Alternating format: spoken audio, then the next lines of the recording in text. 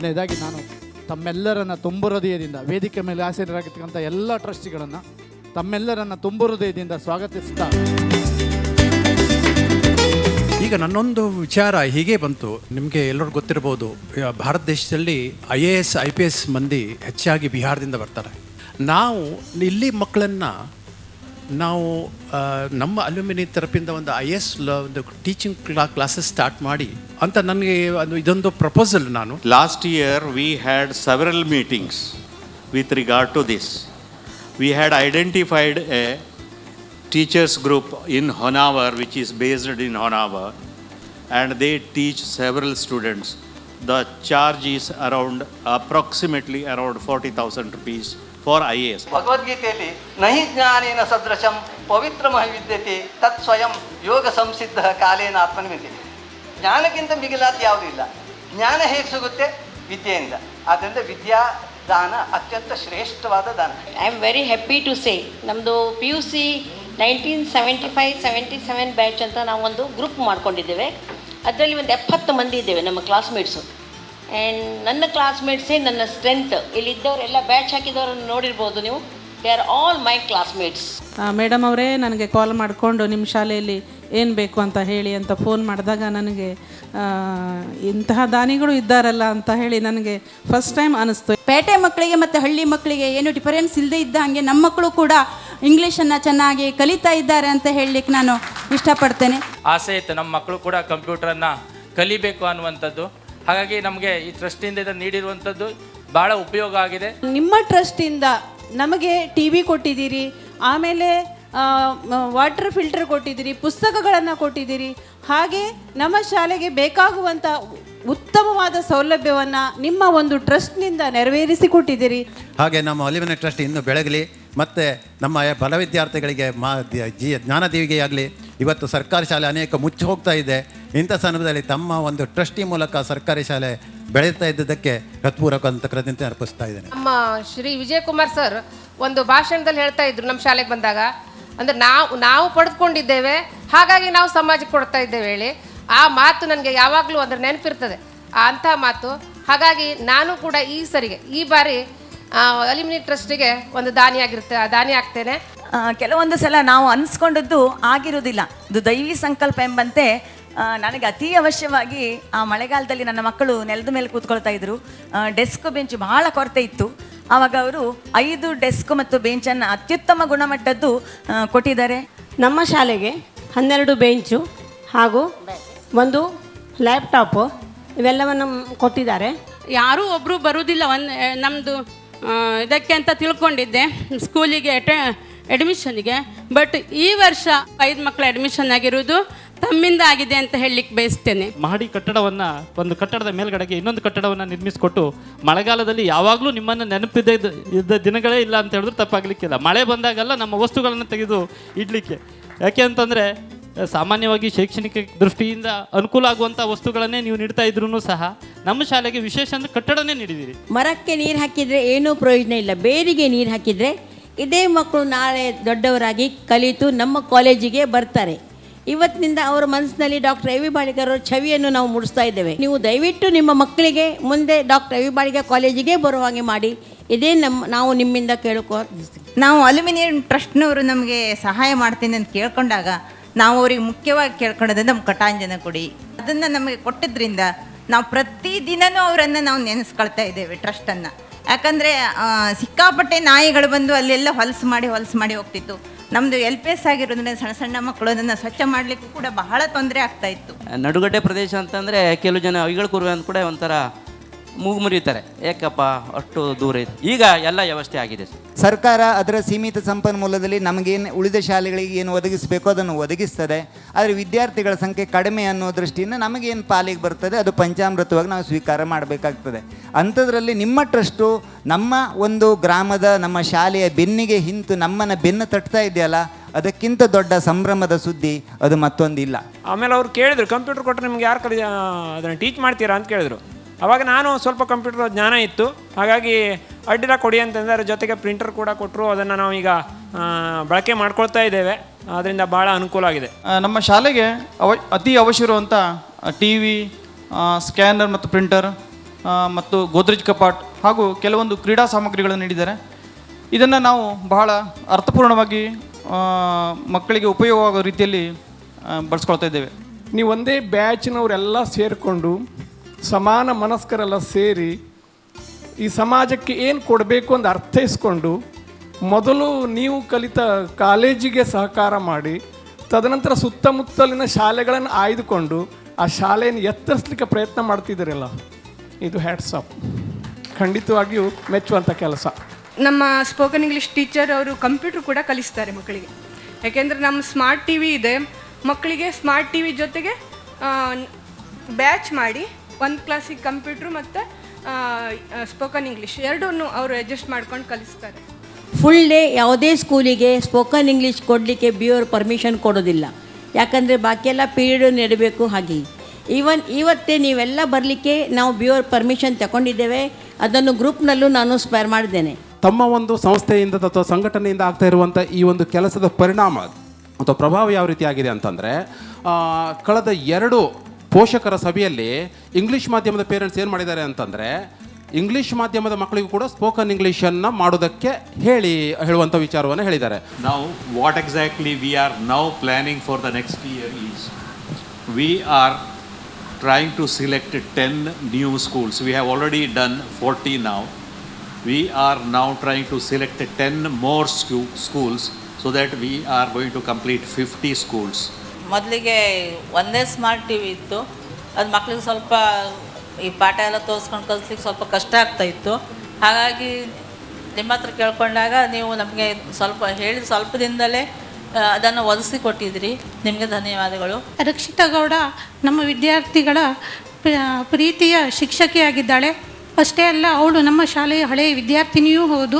3ನೇ ಕ್ಲಾಸ್ನಿಂದ 7ನೇ ಕ್ಲಾಸ್ ತನಕನೂ ಅವಳಿಗೆ ನಾನೇ ಕಲಿಸಿದ್ದೇನೆ. ಅದು ಸಹ ನಮಗೆ ತುಂಬ ಹೆಮ್ಮೆಯ ವಿಷಯ. ಈ ನೆಕ್ಸ್ಟ್ ಇಯರ್ ನಾನು ಒಂದು ಕ್ಲಾಸಿಗೆ ಶಾರ್ಟೇಜ್ ಇತ್ತು, ಒಂದು TV ಅಂದ್ಕೊಂಡು ಅದನ್ನು ಕೇಳಿದ್ದೆ. ಅದನ್ನು ಈಗ ಆಲ್ರೆಡಿ ತಾವು ಸ್ಯಾಂಕ್ಷನ್ ಮಾಡಿದಿರಿ ಅಂತ ಹೇಳಿದಿರಿ. ತುಂಬ ಸಂತೋಷ ಇದೆ. ನಮ್ಮಲ್ಲಿ ಕನ್ನಡ ಶಾಲೆ, ಅಲ್ಲಿ ದ್ವಿಭಾಷಾ ಮಾಧ್ಯಮ. ಪಾಲಕರಿಗೆ ಅಲ್ಲಿ ಗೊಂದಲ, ಯಾಕಂತ ಹೇಳಿದ್ರೆ ಅಲ್ಲಿ ಹಾಕೋದಾ ಇಲ್ಲಿ ಹಾಕೋದು. ಇಲ್ಲೂ ಸ್ಪೋಕನ್ ಇಂಗ್ಲೀಷ್ ಇರೋದ್ರಿಂದ ಅವರು ಇಲ್ಲ, ನಾವು ಕೆಲವೊಂದು ಮಕ್ಕಳು ನಾವು ಇಲ್ಲೇ ಹಾಕ್ತೇವೆ ಅಂತ ನಮ್ಮ ಹತ್ರ ಖುಷಿಯಿಂದ ಬಂದು ಹೇಳ್ತಾರೆ. ಅದು ನಮಗೆ ಒಂದು ರೀತಿ ಪ್ಲಸ್ ಪಾಯಿಂಟ್ ಆಗಿದೆ. ತುಂಬ ಅನುಕೂಲ ಆಗಿದೆ ಸ್ಪೋಕನ್ ಇಂಗ್ಲೀಷ್ ಕ್ಲಾಸ್ ಸ್ಟಾರ್ಟ್ ಮಾಡಿರೋದು. ಜೊತೆಗೆ ಪಾಲಕರು ಕೂಡ ಅದು ಮೊನ್ನೆ ಕಾರ್ಯಕ್ರಮದಿಂದ ತುಂಬ ಹೊಗಳಿದ್ದಾರೆ, ನಿಮಗೆ ಅಭಿನಂದನೆಯನ್ನು ಸಲ್ಲಿಸಿದ್ದಾರೆ. ಹಾಗೆ ನಮ್ಮ ಶಾಲೆಗೆ ನಮಗೆ ಒಂದು ಕಂಪ್ಯೂಟ್ರು, TV, ಆಮೇಲೆ ಒಂದು ಗ್ಲೋಬ್ ಕೂಡ ಕೊಟ್ಟಿದ್ದಾರೆ, ಆಮೇಲೆ ಪ್ರಿಂಟ್ರು ಎಲ್ಲ ಕೊಟ್ಟಿದ್ದಾರೆ. ನಮಗೆ ನಮ್ಮ ಕಲಿಕೆಗೆ ಭಾಳ ಉಪಯೋಗವಾಗಿದೆ. ಕಳೆದ ವರ್ಷ ಬಹಳಷ್ಟು ನಮಗೆ ಶಾಲೆಗೆ ಸಾಮಾನು ಕೊಟ್ಟಿದ್ದೀರಿ. ಬಡ ಪಾಲಕರಾಗೋದ್ರಿಂದ ನಿಮ್ಮಿಂದ ಬಹಳಷ್ಟು ಪಾಲಕರು ನೆನಪಿಸ್ಕೊಳ್ತಾ ಇದ್ದಾರೆ. God was great to me. He had given many opportunities, this thing, and because of that I could donate. It is my intention to carry on. ವಿದ್ಯೆಯಿಂದ ವಿನಯ, ವಿನಯದಿಂದ ಅರ್ಹತೆ, ಅರ್ಹತೆಯಿಂದ ಸಂಪತ್ತು, ಸಂಪತ್ತಿನಿಂದ ದಾನ, ದಾನದಿಂದ ಧರ್ಮ, ದಾನ ಧರ್ಮದಿಂದ ಸುಖ. ಹಾಗಾಗಿ ಎಲ್ಲರೂ ತಮ್ಮ ತಮ್ಮ ಕೈಲಾದಷ್ಟು ಈ ಟ್ರಸ್ಟಿಗೆ ಹೆಲ್ಪ್ ಮಾಡಬೇಕು.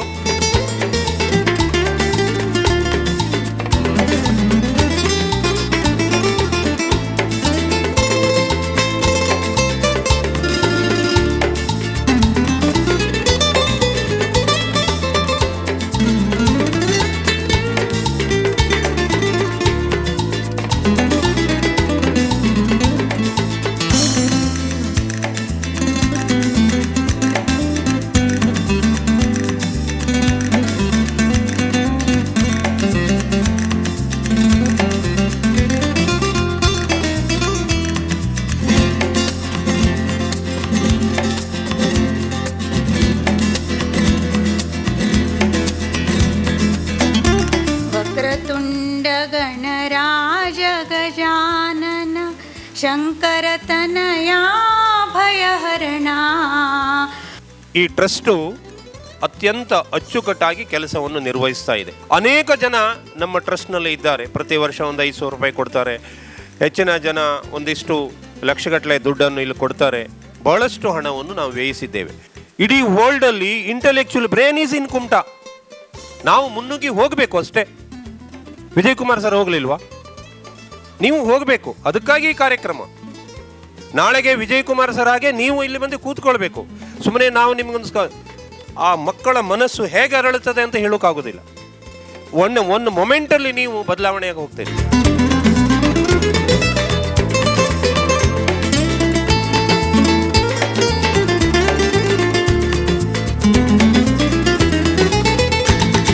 ಧರ್ಮಕ್ಷೇತ್ರೆ ಕುರುಕ್ಷೇತ್ರೆ ಸಮವೇತ ಯುಯುತ್ಸವ ಮಾಮಕ ಪಾಂಡವಾಶ್ಚೈವ ಕಿಂ ಕುರುವತ ಸಂಜಯ ಅಂತ ಆ ಮೊದಲನೇ ಶ್ಲೋಕ.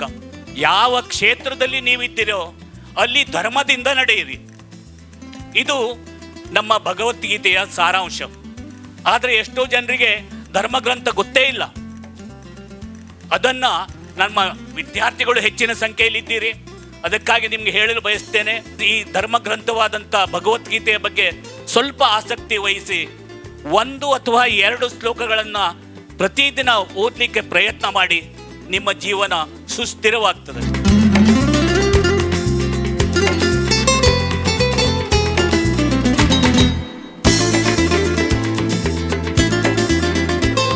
ನಮ್ಮ ವಿದ್ಯಾರ್ಥಿಗಳು ನೀವೆಲ್ಲರೂ ಹದಿಹರೆಯದಲ್ಲಿದ್ದೀರಿ. ಹದಿಹರೆಯದಲ್ಲಿದ್ದಾಗ ಪ್ರತಿಯೊಂದು ಸಹಿತ ನಿಮಗೆ ಆಕರ್ಷಕವಾಗಿ ಕಾಣ್ತದೆ. ನಿಮ್ಮಲ್ಲಿರುವಂಥ ಶಕ್ತಿ ಏನಾಗ್ತದೆ ಎಲ್ಲವೂ ಸಹಿತ ಸುಂದರವಾಗಿ ಕಾಣಿಸ್ತದೆ. ಎಲ್ಲವೂ ಆಕರ್ಷಣೆಗೆ ಒಳಗಾಗಿ ನೀವುಗಳು ಬೇರೆ ಬೇರೆ ಏನು ಮಾಡ್ತೀರಿ, ಅಲ್ಲಿ ಕೆಟ್ಟ ಹ್ಯಾಬಿಟನ್ನು ಬೆಳೆಸ್ಕೊಳ್ಬೋದು. ಆದರೆ ನಿಮ್ಮ ಶಕ್ತಿಯನ್ನು ನೀವು ಅರ್ಥಕೊಂಡು, ನಿಮ್ಮ ಸಾಮರ್ಥ್ಯವನ್ನು ಅರ್ಥಕೊಂಡು ಅದನ್ನು ಏನು ಮಾಡ್ಕೊಳ್ಬೇಕು, ಒಳ್ಳೆಯ ಕಡೆಗೆ ಹೋಗಿದರೆ ನೀವು ಅಲ್ಲಿ ನಿಮ್ಮ ಜೀವನದಲ್ಲಿ ಅತ್ಯುತ್ತಮ ಸಾಧನೆಯನ್ನು ಮಾಡಲಿಕ್ಕೆ ಸಾಧ್ಯ ಇದೆ.